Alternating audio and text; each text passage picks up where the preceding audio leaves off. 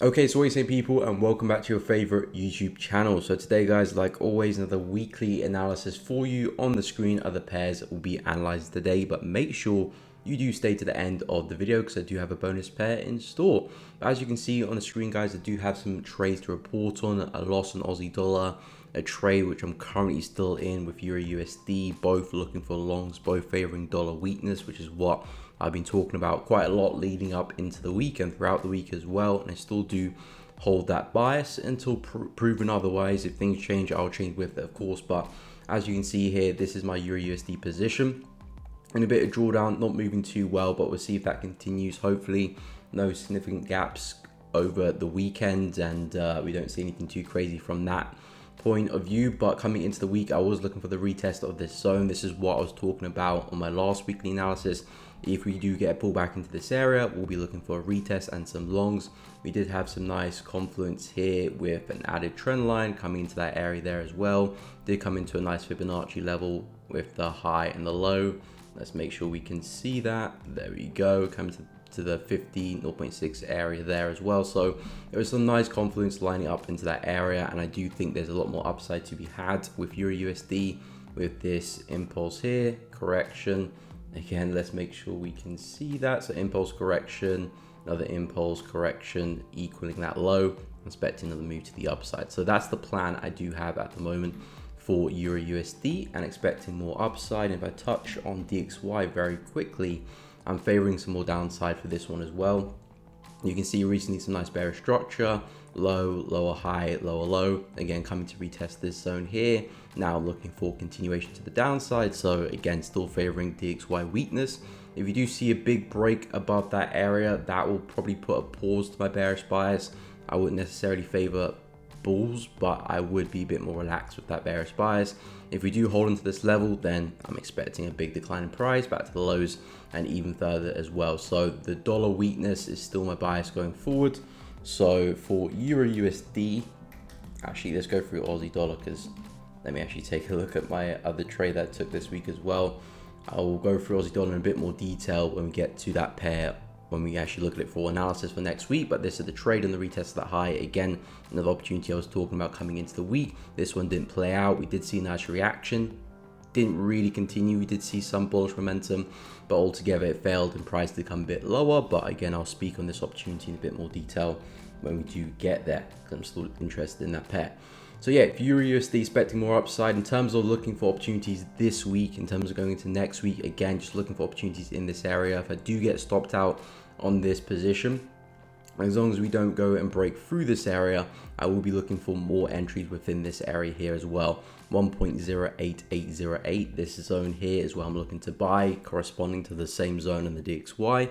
If we do see that move to the downside with the DXY, we most likely will see a move like this for Euro USD, just following this structure here with low, higher high, higher low, higher high, and again higher low. So as long as we stay in this zone here, there's a chance we could wick lower. If that's the case, if we get another entry signal, I'm back in the trade looking for the same move. So for next week, we're already looking for entries in this area. I've kind of already got the risk to reward tool there, which is my trade, but that's where I would normally have it. But this is definitely still the plan for next week for Euro.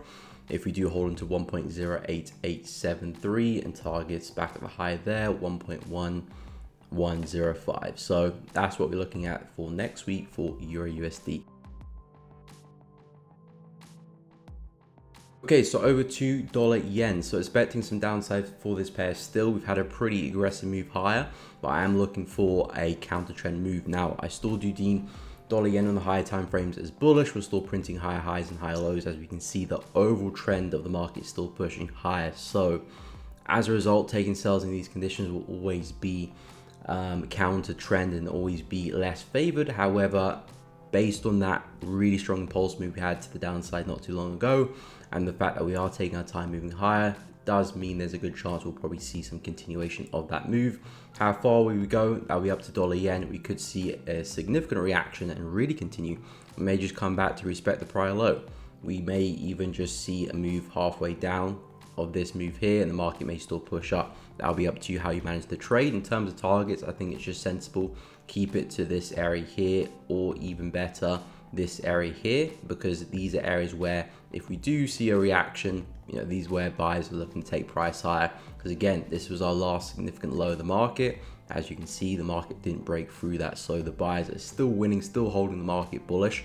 Therefore, if you do see some downside, you want to be a bit more conservative with your management in terms of taking profit earlier or moving your stops to break even a little earlier as well, and not being so aggressive if you take profits, because the chances are the momentum will die out and the buyers will take control again. So sales still look good around 149,500, so I'll keep an eye on that area, but I would be a little bit more conservative with the targets and the management of the trade, because I do expect price to eventually go bullish again. But it's up to you how far you want to push the trade. 148 area here makes a lot of sense, this area of consolidation, and also the low there makes a lot of sense too. So that will be the plan next week for dollar yen.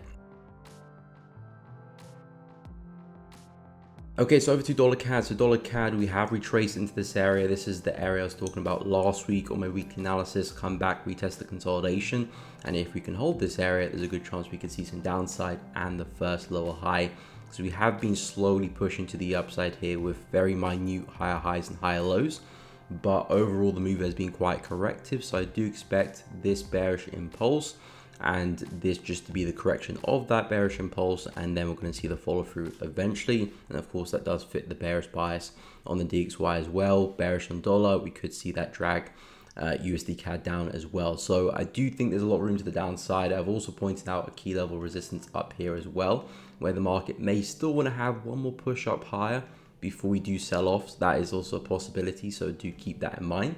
But this trade also does make sense. It's a bit more aggressive. I do prefer other dollar pairs like Euro USD, Pound USD, which we'll touch on, but USD CAD still does look good coming into this area. And if you do see some significant reaction coming into Monday London session or Tuesday, depends on how long price stays in that area, there could be some nice sales. And again, in terms of targets, just keep it fairly simple. Yes, we have the possibility to come to the lows there, but based on the conditions of the market, there's a good chance we could rebound from support and your profits disappear as price comes back against you. So I'll be a bit more conservative just based on the conditions of the market, and you could probably get some nice risk reward anyway back into the lows here at 1.344. So this is the plan, this is the bias for next week for dollar CAD. Okay, so on to Euro Pound. So Euro Pound has been very, very choppy. Still don't like the pair, but we are trading in a massive level of support. As we can see, big rejections from this area. We're back in that area again. So there is that potential move for a big move higher. Now with Euro Pound, I was talking about this area here last week. Price was bleeding into this level last week. I said there could be some nice buys here, a little bit aggressive, yes, but there could be some nice buys here if we do see some strong rejection. We didn't really see that strong rejection. Price can just open bullish and continue higher. So unless you got into the market straight away, it would be difficult to catch that trade. However, there could still be a nice break and retest of this high, which is what I've been talking about for the past maybe 2 or 3 weeks now, probably even longer than that. And that's still the opportunity which would make sense to me here in Euro Pound. I don't like the conditions, I don't like how the market's moving, but that would make sense because we're coming from a big level of support. If we can see price really break higher, this would be like a big double bottom reversal pattern, break through the neckline, which would be the high here, the resistance, and then of course looking for pullbacks to take the market higher. That opportunity would make sense, but of course we need to get that breakout first. Anything other than that, I would kind of just leave price alone. Reason being, in this area of consolidation, it's going to be very, very hard to get a good entry, take a good trade, and not get wicked out unnecessarily just because of how price is moving. Random wicks, a lot of chaotic price action. Trading in these areas, in these zones, can be very, very hard to maneuver around. So waiting for price just to clear that area and get away. Then you've got retest. Not that you can't get wicked out and take unnecessary losses, or not unnecessary losses, but get wicked out and then see price move in your favor. That could still happen anywhere, but the chance of it happening a lot higher in these conditions. So waiting for price to break out is definitely the smarter play in my opinion. So I'll wait for price to break through that level 0.857, then pull back, and of course some longs to the upside. In terms of targets, there's a multitude of targets you should be looking at. Some of these areas is where I'll probably keep it towards, but I wouldn't try and take it too high just because I do expect a lower high to develop sooner or later to fit with this pattern here. So I do expect eventually that to happen. So yeah, with euro pound, looking for longs, wait for the break and retest, and expecting more upside, but the break is very, very important. So let's see if we can finally get that this week. Okay, so onto Aussie dollars. So bullish buys for this one. I was expecting price to hold into this level and continue higher. We did see price briefly hold into that level, but we did eventually break through. Again, that break through the level doesn't necessarily change my bias. It just means we might be having deeper retracement than first anticipated. If we do bleed further and take out this low, that's when I will hold my hands up and scrap that bearish bias for the time being. But for now, I do think there is still more upside on the cards for Aussie dollar. We have rejected a big level here, as we can see, of prior support, big move to the upside, briefly resistance, and now the market is respecting that area as well. So if we are really going to obey this level and really reverse from here, there is a lot of room to the upside, potentially back into that high, which was the target for my trade. So next area of interest for Aussie dollar would be this area of consolidation. This is where we had all of this bullish momentum come out from, so we could potentially come back to retest that area to then see the next higher low, and of course targets for the week back to the high makes a lot of sense. And of course I do think we can go a lot higher as well, but this will become the new area of interest now for next week. 0.65300, I retested that area, and then some longs back into the high there makes a lot of sense for me. And of course that still does fit the dollar weakness bias. So that will be the plan next week for Aussie dollar. Okay, so onto NZD CAD. So I was looking for more upside this week on the retest of the consolidation here, but that failed. Market broke through very aggressively, so I am starting to become a bit more neutral on NZD CAD, starting to shift to a bearish bias a little bit more. I definitely don't plan on trading NZD CAD next week. I'm looking at the current price action over the past kind of few weeks, and we've kind of just been moving sideways as well. So there is no kind of real trend at play. Yes, if we do zoom up to the higher time frames, there is definitely a bearish trend at play here, but I don't like the fact that we keep dancing around in this area, breaking and retesting support, previously turned resistance, and then holding on to resistance as well. So if we can get a strong break of this area here, things become a lot more clearer. Then we expect price to come back to the low there. Pretty straightforward. In this area, it's a bit more 50-50. We're still coming back to major support.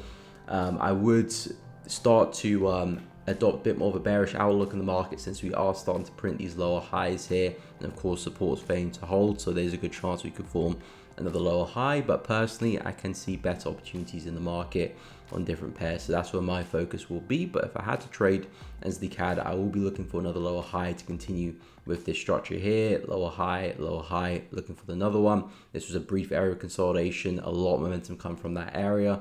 There's a good chance we'll probably react and hold on to that level and possibly see the next low high as well. So I would be looking for retracement there to continue that bearish momentum. And targets, again, I wouldn't be too aggressive with them. I wouldn't try and push it any further than this area here. Even that level, which will probably be very nice. But if you can get out a little bit earlier based on conditions, there's a good possibility you might come into an area and start pushing back up again. So conditions aren't particularly great with NZD CAD, not really heavily trending, which is again where a lot of my edge does lie. So with NZD CAD, I'll kind of be a bit more conservative with my targets and how I manage the trade. But in terms of entries and setups, this is where I'll be looking to take some shorts, 0.82876. So that'll be the plan next week for NZD CAD. Okay, so on to pound NZD. So the bullish bias is starting to come into play, not arrived yet, but we are looking at this massive inverse head and shoulder pattern. So the left, the head, the right shoulder here, and of course we are approaching that neckline area now. So if that level can break, and we do see a significant break of that level, I'll be looking for my pullbacks and longs all the way back up to the swing high here at 2.15. And that looks like a really handsome opportunity, because we've got a lot of pips to catch there between that level and the high. We're looking at around 600 pips there. So I do think this could be a really nice swing trade if it does come into fruition. So that's what I'll be looking at for pound NZD. But of course, we haven't broken through the level yet, and for all we know, we could see price reject this level as well. So for the time being, shorts still do make sense. If I scroll to the left, you can see multiple times prices come into these prices and rejected them. So there is a good chance we could see another rejection, but I do want to point out the fact that we've seen a lot of aggressive rejections, but now we're starting to not move as far away as we have done previously.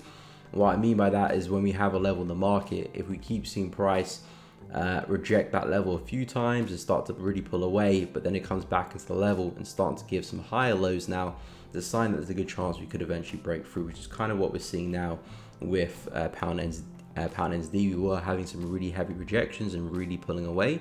Now the market is starting to create some higher lows, and if we do react, I do expect another higher low to form before we do come back to test it again. So I wouldn't try and push the trade too far. I've been saying that a lot in this video, but again, conditions haven't really been great. It's not like we do have a market out there that's really trending well, maybe a couple, but in the ones we looked at so far, it's been a bit choppy, so you have to adapt to the conditions. So with pound NZD, shorts do look good at 2.09. Personally, I was waiting for the buy opportunity on that inverse head and shoulder, so I'll be waiting to see if we can get that strong break, some pullbacks, a retest, and then look to long. This will be something that will gravitate towards me, which of course may be the week after, that. But I'm happy to wait for the opportunity. There's other pairs I'm looking to trade in the meantime. So pound NZD, this is what I'm looking at. Some shorts, if you do see some strong rejection early in the week, if we just continue to blow through the level and see a confident breakout, and of course we'll be looking for plan B, that retracement, retest, and continuations higher. So that remains the plan for pound NZD going into next week. Okay, so over to CAD Yen. So CAD Yen, I'm still eyeing up some downsides. Again, still kind of viewing this as more of a counter trend move. We have taken out some full H swing lows here, which is nice. We did have this bullish structure here. This is our last major high low, which gave us this move. Price has come back down and just about broken through with a nice candle closure. So that does start to map out the picture of potentially some more downside. It is looking like a big head and shoulder pattern. We just went through an inverse head and shoulder. Now we're looking at a regular head and shoulder coming into that area there as well. So that's actually the area I was talking about coming into the week for CAD Yen. I said a retest of this area could be a nice place to short. And again, we just left a big wick as well. So if you can keep up that rejection going into Monday, London session, New York session, early in the week, and we don't see price closing strongly above that area, I do think there is a lot of downside for CAD Yen here. Now, I do want to stress the point, this is still, although yes, we're breaking some structure in the full H, higher time frames are still bullish here. Higher time frames are still bullish. Yes, we're showing some signs that we're starting to tire, and the bears are coming back into town a little bit. So yes, there's some room to the downside, but there is no established bearish trend we're trading. We're trading against the higher time frame trend. So there's always a little bit less probable that the trade may play out, but still a good enough trade to take in the first place. So I'll still keep an eye out on the retest of this area here, similar to the trade idea I had coming into the week for last week, CHF JPY shorts, dollar yen shorts as well. These are still counter trend, not pro trend. Counter trend, that's what counter trend means. So if that's not your forte, then look for other opportunities. But if you're happy with the counter opportunities, these are some good ones to look at on the yen pair. So I'll keep an eye on 110.321, and of course targets, just keeping it simple, back to the prior low makes the most sense to me. So that'll be the plan next week for CAD Yen. Okay, so on to pound USD. So bullish buys for me for pound USD still coming into this week. I'm pretty bullish as well. I was expecting more upside. Looks like we're still seeing some retracement. We did come into that first area, had a brief reaction, saw some brief upside before price did have a pretty heavy sell-off, but this still remains an area of interest for me, which is the retest of this high at 1.27, and I'm expecting price to again rebound that area and again continue that move to the upside. So that still remains the plan for pound USD.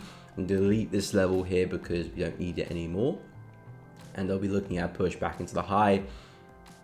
From a higher time frame point of view, I do think we can go a lot higher, which is this point here, 1.314.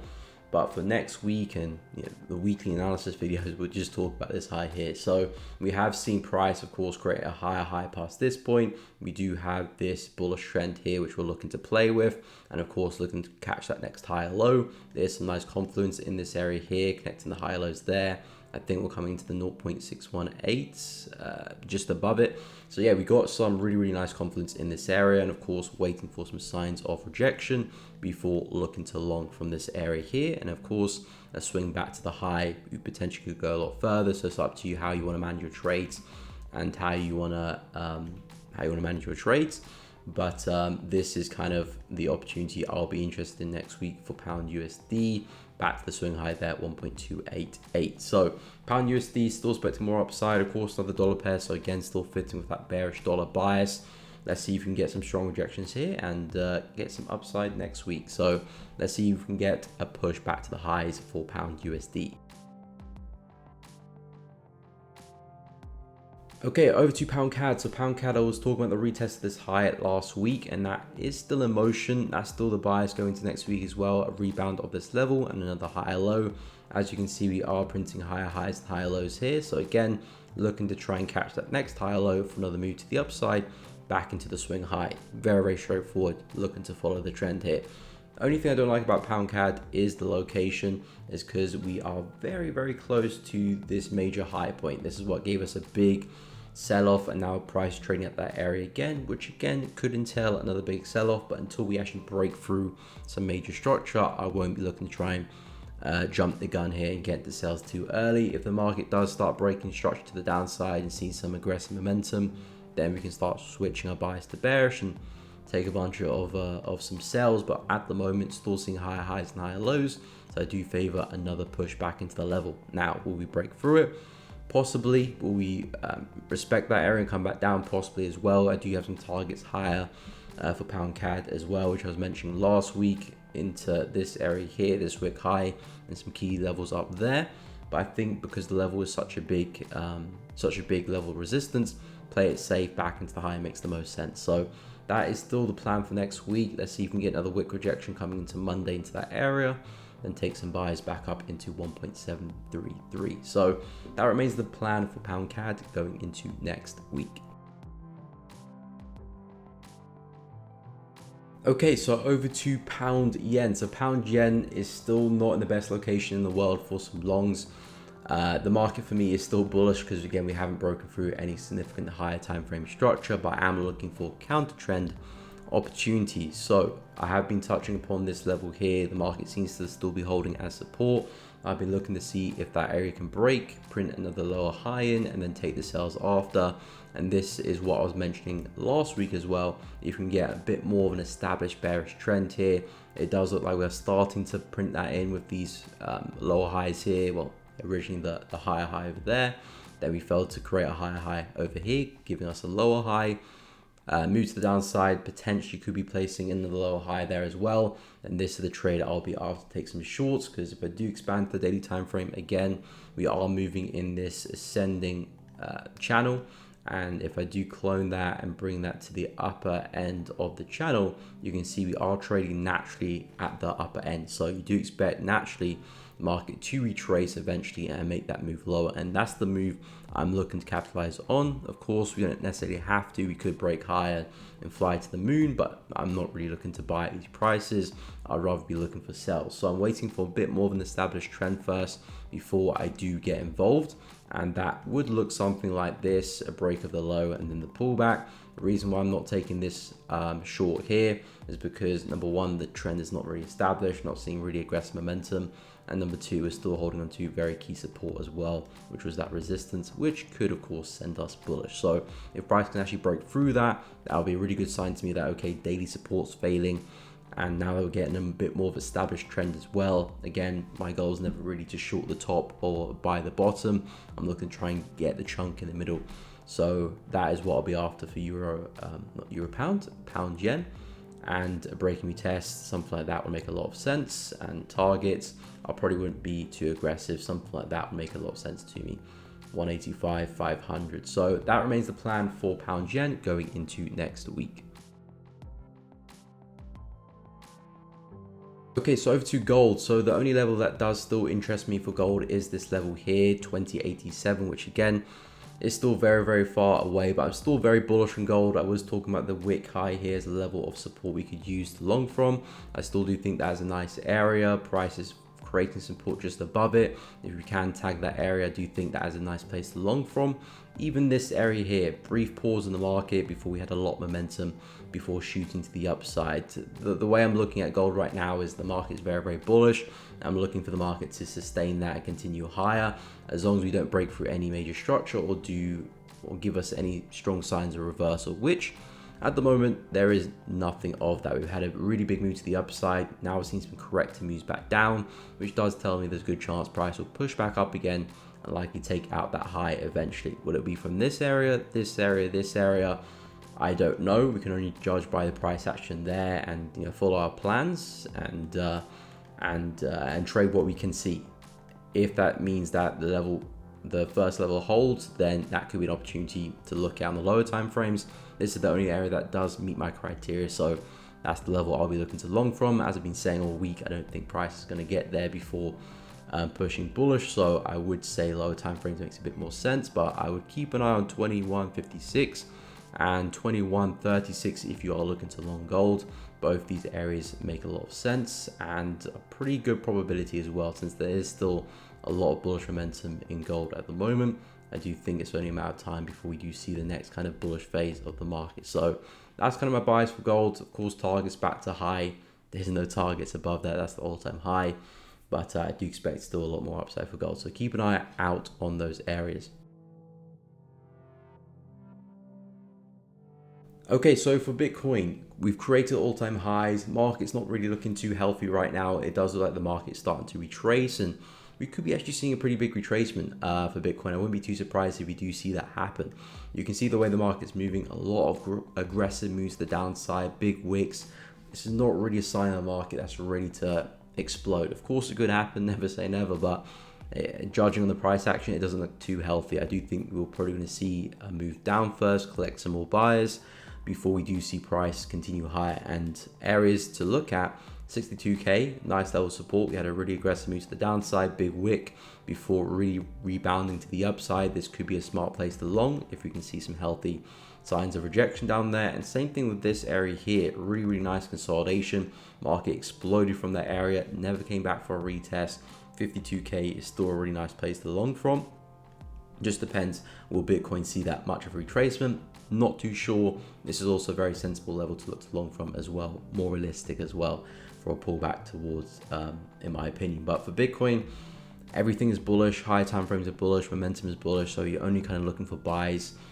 Yes, there could be a big retracement involved, but until that happens, we're just looking to flow the market here. So keep an eye on 62k, 52k as well. I think those are really smart places to look for longs. And targets, I'm expecting price to come right back to the highs as well, 74k. So that's the plan next week for Bitcoin.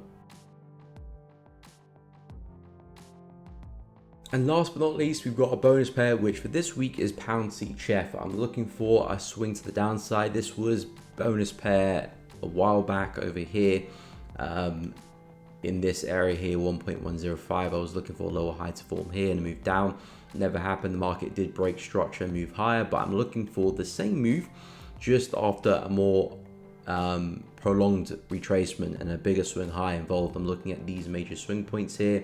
Again, if we expand to the higher time frames, pound CHF has been bearish for quite a while and it's still very much a bearish market despite the recent big move we've had for pound CHF over the past couple of weeks and breaking through some structure here as well. This could just be price taking out some weaker highs, grabbing liquidity, getting ready to form another major lower high like we did over here. We took out some highs first before we printed this high there, and of course melt to the downside. We could be doing that same thing again. And again, if I do whip out the Fibonacci, let me clean the chart first, whip out the Fibonacci. We are coming, I believe, close into the 0.786.